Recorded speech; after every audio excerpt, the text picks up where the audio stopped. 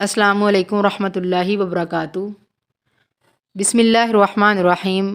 ناظرین سامعین، انسان کو انسان سے حقوق کیوں نہیں مل رہے؟ کیونکہ ہم قرآن کے حقوق بھول چکے ہیں۔ یہاں پہ میرا دل چاہا کہ ہم قرآن کے حقوق پہ نظر ڈالیں۔ آخر وہ کون سے حقوق ہیں اور کیسے حقوق ہیں جن کو ہم بھول چکے ہیں اور ہم آئے دن پستی کا شکار ہوتے جا رہے ہیں۔ بسم اللہ الرحمن الرحیم۔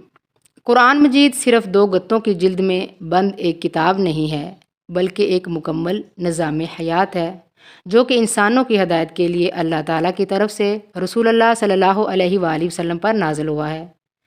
اس کے ساتھ ہمارا تعلق کیسا ہے اور کیسا ہونا چاہیے، اس کو سمجھنے کے لیے کچھ باتیں ترتیب دی گئی ہیں۔ ناظرین سامعین، سوچئے اگر 1450 سال قبل اس کتاب نے بھیڑ بکریاں چرانے والوں کو دنیا کا امام بنا دیا تھا تو یہ سوال پیدا ہوتا ہے کہ آج اس کتاب کی حامل امت مسلمہ کو اتنا ذلیل و خوار کیوں ہونا پڑ رہا ہے؟ اس کی سب سے بڑی وجہ یہ ہے کہ اس کتاب کے جو حقوق ہم پر عائد ہوتے ہیں ان کا نہ ہمیں علم ہے اور نہ ہی ہم وہ ادا کر پا رہے ہیں۔ جہاں تک قرآن کے مقام و مرتبہ، عظمت اور شان کا تعلق ہے، اس سے صحیح واقف تو اللہ تعالیٰ کی ذات ہو سکتی ہے جس کا یہ کلام ہے، اور اس کے بعد اس کی حقیقی قدر و قیمت سے آگاہ صرف رسول اللہ صلی اللہ علیہ وآلہ وسلم کی ذات گرامی ہی ہو سکتی ہے، جن پر یہ قرآن نازل ہوا، یہ کلام مبارک نازل ہوا۔ لیکن امت مسلمہ کا ایک فرد ہونے کی حیثیت سے ہمارے اوپر یہ ذمہ داری عائد ہوتی ہے کہ ہم پوری دیانتداری کے ساتھ یہ سمجھنے کی کوشش کریں کہ قرآن مجید کے وہ کون سے حقوق ہیں جو ہم پر عائد ہوتے ہیں، پھر یہ جائزہ لیں کہ ہم ان حقوق کو ادا کر بھی رہے ہیں یا نہیں۔ اگر ادا کر رہے ہیں تو اللہ کا شکر ادا کریں، اگر نہیں تو پھر ہم ان حقوق کی ادائیگی کی فکر کریں۔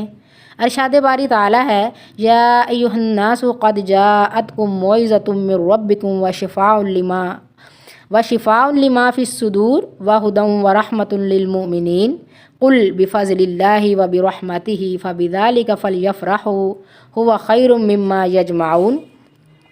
سورہ یونس کی یہ آیت ہے۔ اللہ تعالیٰ فرماتے ہیں، لوگوں تمہارے پاس تمہارے رب کی طرف سے نصیحت آ چکی ہے، یہ وہ چیز ہے جو دلوں کے امراض کی شفا، مومنوں کے لیے ہدایت اور رحمت ہے۔ اے نبی صلی اللہ علیہ وآلہ وسلم، آپ لوگوں سے کہیے اس کتاب کا نازل ہونا اللہ کا فضل، اس کی مہربانی ہے، لہٰذا انہیں اس پر خوش ہو جانا چاہیے، یہ ان تمام چیزوں سے بہتر ہے جو وہ جمع کر رہے ہیں۔ سورہ ابراہیم میں اللہ تعالیٰ فرماتے ہیں، الف لام را کتاب انزلناہ الیک لتخرج الناس من الظلمات الی النور باذن ربہم الی صراط العزیز الحمید۔ اے محمد صلی اللہ علیہ وآلہ وسلم، یہ ایک کتاب ہے جس کو ہم نے تمہاری طرف نازل کیا ہے تاکہ تم لوگوں کو تاریکیوں سے نکال کر روشنی میں لاؤ، ان کے رب کی توفیق سے، اس رب کے راستے پر جو زبردست اور اپنی ذات میں آپ محمود ہے۔ سورہ بنی اسرائیل میں اللہ تعالیٰ فرماتے ہیں، ان ھذا القرآن یہدی للتی ہی اقوم ویبشر المؤمنین الذین یعملون الصالحات ان لهم اجرا کبیرا وان الذین لا یؤمنون بالآخرۃ اعتدنا لهم عذابا علیما۔ یہ قرآن تو وہ راستہ دکھاتا ہے جو سب سے سیدھا ہے، جو لوگ ایمان لاتے اور نیک عمل کرتے ہیں انہیں بشارت دیتا ہے کہ ان کے لیے بہت بڑا اجر ہے، اور جو لوگ آخرت پر ایمان نہیں لاتے ان کے لیے ہم نے دردناک عذاب تیار کر رکھا ہے۔ اللہم لا تجعلنا منہم۔ سورہ بنی اسرائیل میں اور جگہ پہ اللہ تعالیٰ فرماتے ہیں، وَلَقَدْ صَرَّفْنَا فِي هَذَا الْقُرْآنِ لِيَذَّكَّرُوا وَمَا يَزِيدُهُمْ إِلَّا نُفُورًا افلا آگے فرماتے ہیں سورۃ محمد میں، افلا یتدبرون القرآن ام علی قلوب اقفالها، کیا یہ لوگ قرآن میں غور نہیں کرتے یا ان کے دلوں پر کفر چڑھے ہوئے ہیں؟ پچھلی آیت میں اللہ تعالیٰ جو پہلے پڑھی اس میں اللہ تعالیٰ فرماتے ہیں، ہم نے اس قرآن کو وَلَقَدْ صَرَّفْنَا فِي هَذَا الْقُرْآنِ، ہم نے اس قرآن میں طرح طرح سے لوگوں کو سمجھایا، لِيَذَّكَّرُوا تاکہ وہ نصیحت حاصل کریں، وَمَا يَزِيدُهُمْ إِلَّا نُفُورًا مگر وہ حق سے اور زیادہ دور بھاگے جا رہے ہیں۔ ایک اور پیاری آیت ہے، ان ھذہ تذکرۃ فمن شاء اتخذ الی ربہ سبیلا، یہ قرآن یقیناً ایک نصیحت ہے، اب جو چاہے وہ اپنے پروردگار کی طرف جانے والی راہ اختیار کر لے۔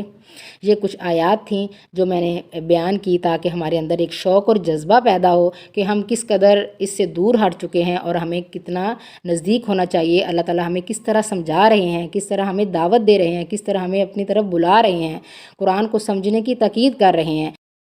قرآن پاک کے ضروری 6 حقوق بیان کروں گی جو آپ کو آئندہ ویڈیو میں ملیں گی۔ تب تک کے لیے اجازت۔ السلام علیکم ورحمۃ اللہ وبرکاتہ۔